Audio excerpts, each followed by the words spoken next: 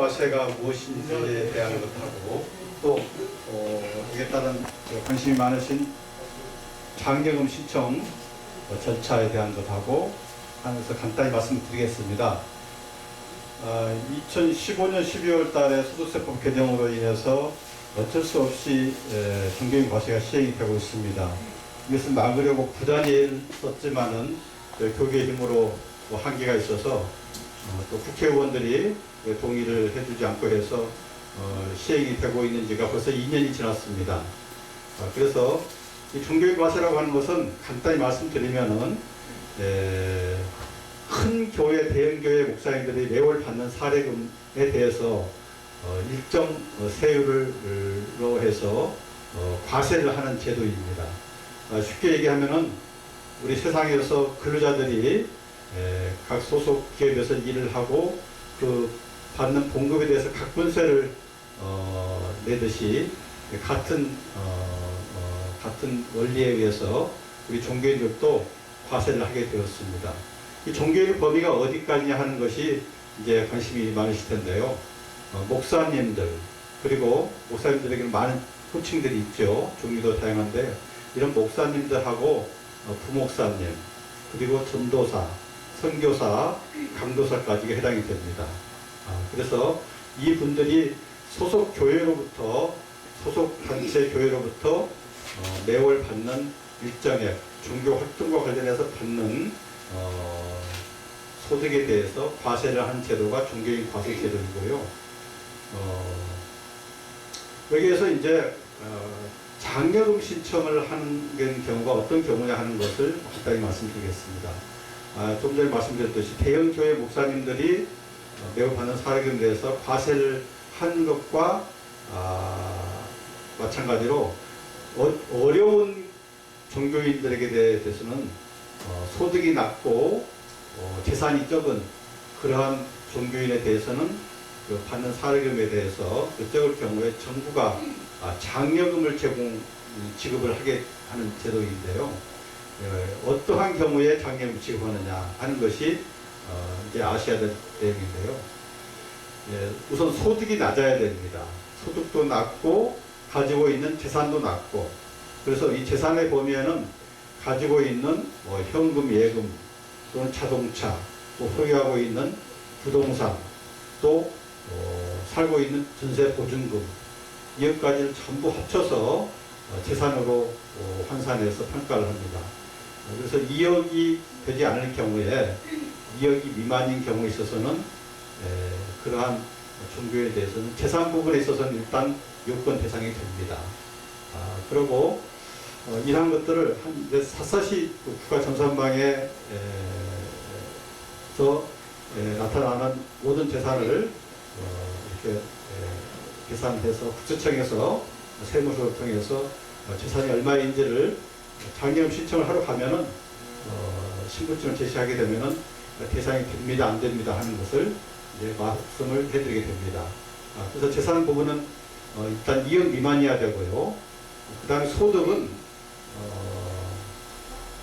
이 종교인, 예를 들어서 목사님이 혼자 독신으로 사시는 경우도 있죠. 그런 경우는 이제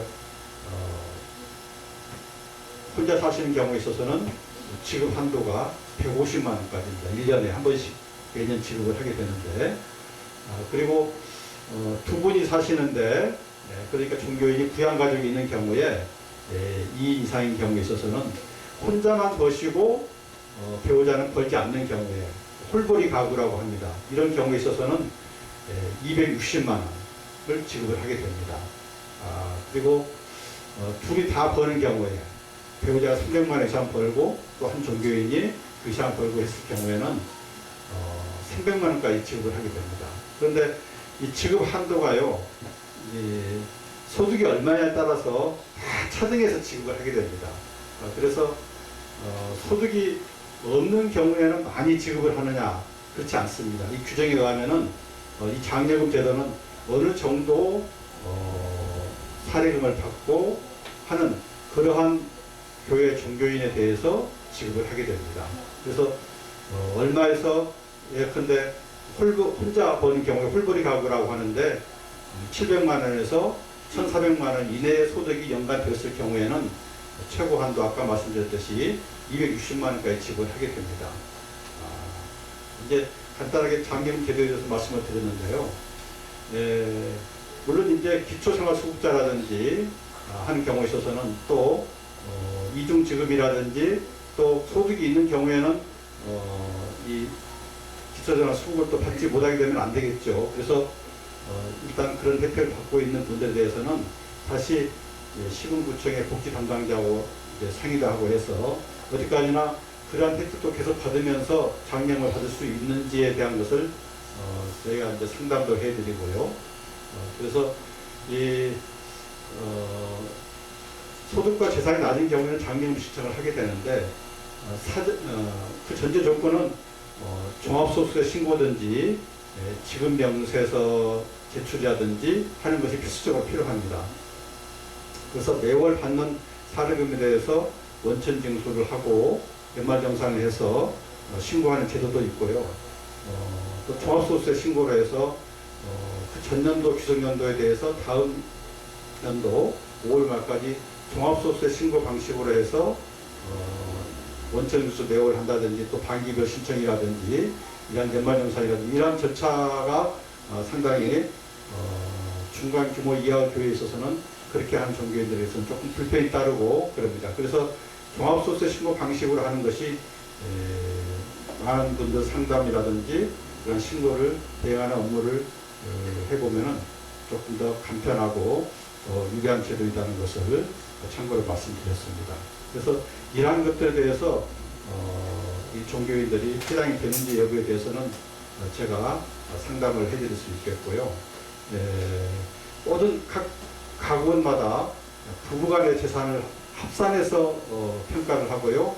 또 소득도 마찬가지입니다. 그래서 각 가정마다 주민등록별로 같은 세대원 구성원이 어떻게 되느냐에 따라서 다 사정은 다르고 또 상담이 결과가 달라질 수 있기 때문에 저에게 직접 상담을 의뢰하시면은 소상하게 명확하게 해당이 되는지 여부를 말씀드리고 또한 절차라든지 이런 업무들 그리고 또 미자립교육, 대책교육을 위해서 상담을 충분히 해서 실질적으로 몰라서 못하시거나 또는 여러 가지 전문성이 부족해서 어려움을 겪고 있는 많은 한국계 종교인들에게 있어서 조그만 돈이지만 합법적으로 받을 수 있는 길이 있는 만큼 이런 제도를 10분 잘 활용하여 주시기를 말씀드립니다.